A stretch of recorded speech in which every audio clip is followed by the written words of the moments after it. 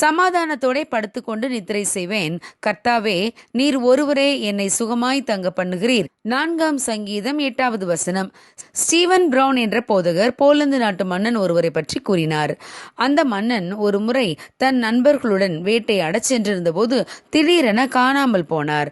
நண்பர்கள் 4 நாட்களாக அவரை தேடி அலைந்தும் அவரை கண்டுபிடிக்க முடியவில்லை. பின்பு மன்னரின் நண்பர்களில் ஒருவர் மார்க்கெட் பகுதிக்கு பொருட்கள் வாங்க சென்றபோது மன்னனை பார்த்து விட்டார்.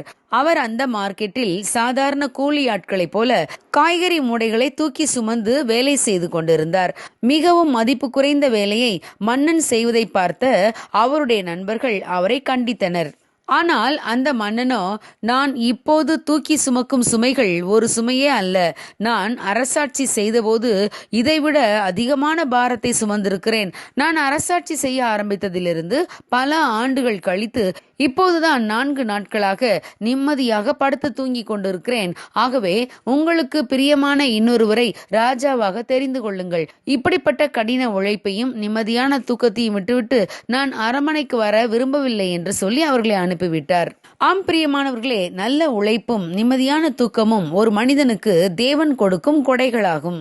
எவ்வளவு சொத்து சுகம் இருந்தாலும், ஆடம்பர வாழ்வு வாழ்ந்தாலும், ஆரோக்கியமான தேகமும் அயர்ந்த தூக்கமும் தான் மிகவும் அவசியமானது. நல்ல நிம்மதியான தூக்கத்திற்கு வேதம் சொல்லும் வழி என்ன? மெய் ஞானத்தையும் நல்ல ஆலோசனையையும் நாம் காத்துக்கொள்ள வேண்டும். அவைகள் நம் ஆத்மாவுக்கு ஜீவனும் நம் கழுத்துக்கு அலங்காரமுமாய் இருக்கும். அப்பொழுது நாம் பயமின்றி நம் வழியில் நடக்க முடியும். நம் கால் இடராது. நாம் படுக்கும்போது பயப்படாதிருப்போம். நாம் படுத்துக்கொள்ளும் போது நம்முடைய நித்திரை இன்பமாயிருக்கும் என்று வேதம் கூறுகிறது. யாக்கோபு ஒரு நாள் தனியாக வனாந்தரத்தில் நடந்து சென்றபோது அங்கே படுத்து தூங்க வேண்டிய சூழ்நிலை வந்தது. எங்கும் இருள், நரிகளின் ஊளையிடும் சத்தம், பயம் சூழ்ந்த நேரம். ஆனால் தேவன் யாக்கோபுக்கு நிம்மதியான தூக்கத்தை கொடுத்தார். வனாந்தரத்திலே கீழே கிடந்த கல் ஒன்றுதான் அவருக்கு தலையணையாக அமைந்தது. அந்த வனாந்தரத்திலே அவர் தூங்கிக் கொண்டிருந்த போது யாக்கோபு தேவ தரிசனத்தை பெற்றார்.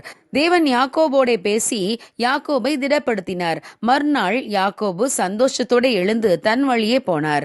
ஆம் பிரியமானவர்களே, தேவன் தமக்கு பிரியமானவர்களுக்கு நித்திரை அளிக்கிறார் என்ற வசனத்தின்படி தேவன் தம்முடைய பிள்ளைகளாகிய நமக்கும் நல்ல ஆரோக்கியத்தையும் சுகமான தூக்கத்தையும் தருவாராக.